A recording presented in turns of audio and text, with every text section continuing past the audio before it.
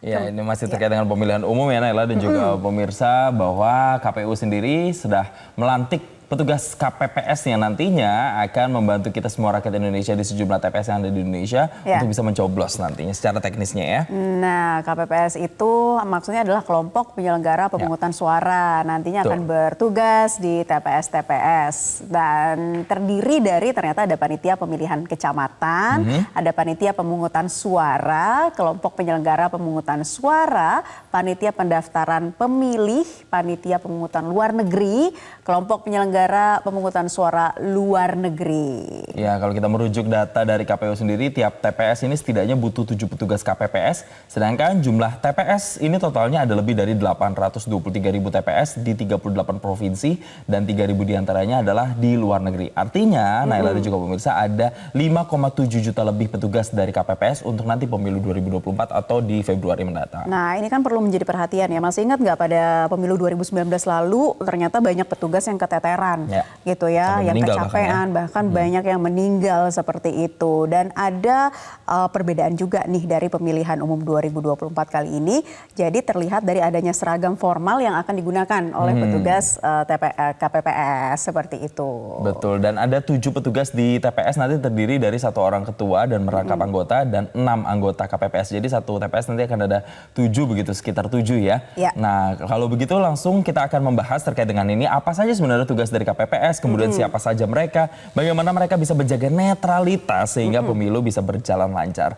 Nah, melalui sambungan video kita akan tersambung dengan anggota KPU RI Betty Epsilon Idrus. Selamat siang, Bu Betty. Selamat siang, Mas Jason dan Mbak Naila.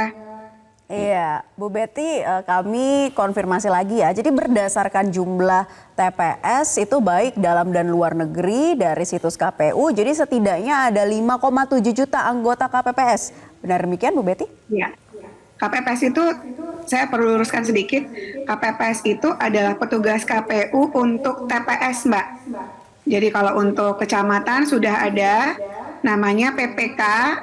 Dan kalau KPU di tingkat kelurahan juga sudah ada namanya PPS dan mereka sudah bekerja dan saat ini kami baru saja melantik KPPS seluruh Indonesia yang jumlahnya tadi 5,7 jutaan.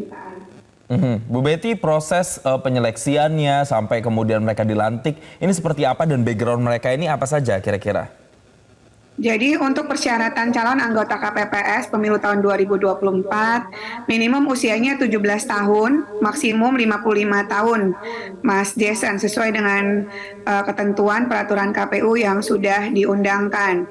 Yang pasti warga negara Indonesia, berpendidikan paling rendah SMA atau sederajat, mempunyai integritas pribadi yang kuat, jujur dan adil, berdomisili pada wilayah kerja sesuai dengan wilayah kerjanya masing-masing. KPPS berarti di tingkatan RT RW-nya, kecuali nanti ada tempat-tempat di mana mereka bisa diwakili oleh tempat yang paling dekat, seperti lapas rutan, begitu ya Mas, dan tidak pernah menjadi anggota partai politik atau tidak lagi menjadi anggota partai politik paling singkat 5 tahun. Semuanya secara administrasi harus memenuhi persyaratan dan dipilih oleh PPS petugas kami tingkat kelurahan, Mas Jason.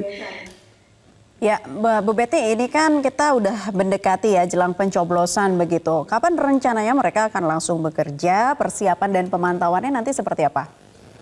Pasca pelantikan, mereka langsung akan kami lakukan BIMTEK, Mbak Naila. Jadi BIMTEK itu adalah memperkenalkan apa-apa saja yang menjadi tugas dan kewajiban masing-masing KPPS sampai nanti hari H pemungutan suara. Ketika hari pemungutan suara, pasca itu kotak akan naik ke atas ke PPK, itu pun mereka akan dilatih. Jadi sampai dengan kotak turun, kotak naik, itu ada tugas-tugas KPPS yang melekat sejak mereka dilantik. Jadi saat ini setelah mereka dilantik, mereka akan kami lakukan pelatihan dan lalu mereka akan sosialisasi kepada masyarakat untuk kemudian menyampaikan form C pemberitahuan kepada setiap pemilih dalam wilayah ruang lingkup kerja KPPS. Satu TPS itu maksimum 300 orang pemilih.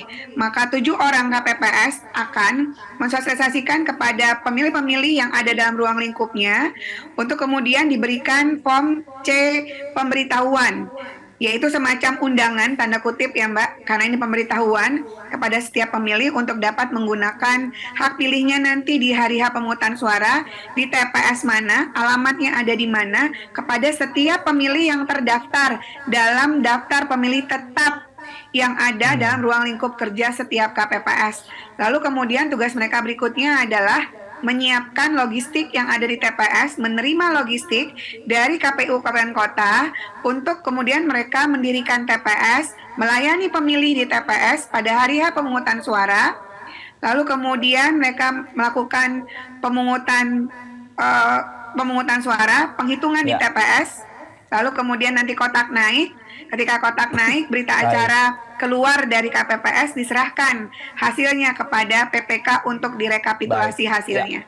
Bu Betty, setelah dilakukan pembinaan, kemudian ada sosialisasi dan beragam hal teknis yang dilakukan, tapi pertanyaan besarnya adalah bagaimana kemudian teman-teman yang bertugas di TPS ini, KPPS ini nantinya bisa menjaga netralitas? Ya, semua penyelenggaraan di hari H pemungutan suara itu dilakukan secara terbuka tentunya Mas Jason. Jadi nanti ada saksi di TPS, ada pengawas di TPS, dan mereka bertujuh dan secara pribadi mereka juga sudah ada surat pernyataan dan fakta integritas yang dibacakan secara administrasi. Mereka diawasi juga dan kami yakin KPPS yang dipilih tentu akan menjaga netralitas sebagaimana tadi sudah disampaikan ketika mereka membacakan fakta integritas. Sekali lagi, semua dilakukan secara terbuka, tidak ada penyelenggaraan pemilu yang dilakukan secara tertutup, ada para saksi juga. Mudah-mudahan pemilu 2024 dapat berjalan dengan aman dan lancar, Mas Jason. Amin. Bu Betty, ini juga yang menjadi catatan dari KPU tentunya berkaca pada pemilu tahun 2019 banyak korban berjatuhan ya dari petugas KPPS ini. Komnas HAM menyebut setidaknya ada 485 petugas KPPS meninggal pada pemilu 2019. Apa catatan dari KPU? Evaluasi dan akan dilakukan seperti apa di kedepannya? Salah satunya adalah pembatasan usia, Mbak Naila, bahwa salah satu syarat menjadi calon anggota KPPS usia maksimum 55 tahun dan tidak sedang memiliki penyakit komorbid sebagaimana yang pernah pengalaman kita pada pemilu-pemilu sebelumnya. Nah, pada sequel berikutnya adalah kami juga meminta KPU Kabupaten Kota bekerja sama dengan pemerintah daerah untuk ikut membantu agar petugas-petugas KPPS sebagai ujung tombak pertama dan utama yang berhadapan langsung pada pemilih untuk juga dicek dasar kesehatan mendasar, tekanan darahnya tentu ya, lalu kemudian cek mendasar pada gula darahnya, seperti itu salah satunya juga, agar mereka dapat termonitor terlebih dahulu ketika secara mendasar kesehatan dapat kita lihat, Mbak Naila. Jadi secara usia itu juga kami batasi sesuai dengan ketentuan PKPU terkait dengan administrasi calon anggota KPPS yang akan direkrut. Baik, Bu Betty, tapi selain pemeriksaan kesehatan dan juga ada pembatasan usia ketika hari H, kemudian pasca hari H ini kan juga menjadi hari-hari yang sibuk untuk bagi para petugas KPPS. Apa yang bisa dilakukan supaya teman-teman yang nantinya bertugas di TPS ini benar-benar dalam kondisi yang prima sehingga kejadian meninggal dunia itu tidak terulang lagi? Terutama terkait juga faktor kelelahan ya Bu Betty ini. Iya, salah satunya dalam peraturan KPU juga proses pencatatan salinan C1. Sekarang namanya C hasil, ada beberapa mekanisme yang dilakukan oleh teman-teman teknis penyelenggaraan pemilu terkait dengan salinan C1 yang akan disalin oleh setiap KPPS sebanyak saksi dan sebanyak pengawas TPS dalam hal ini dapat diperbanyak dengan cara mengcopy pada setiap TPS yang ada, dan tapi tanda tangan tetap harus tanda tangan basah dan cap basah oleh setiap TPS, Mbak. Jadi semua persoalan yang kemudian menjadi catatan saat penyelenggaraan pemilu 2019 yang lalu, tentu ini sudah menjadi perhatian atensi Komisi Pemilihan Umum saat ini untuk tidak terjadi pada pemilu tahun 2024 mendatang. Ya, semoga hal yang lalu ini bisa menjadi evaluasi dan tidak adanya lagi korban ya Mbak dalam kegiatan pemilu terhadap para petugas KPPS tahun ini. Terima kasih anggota KPU RI, Bu Betty Epsilon Idrus sudah bergabung di kesempatan Newsline kali ini. Baik, nah selain tadi ada pelantikan, nah kita juga akan melihat ini bagaimana komentar dari warganet.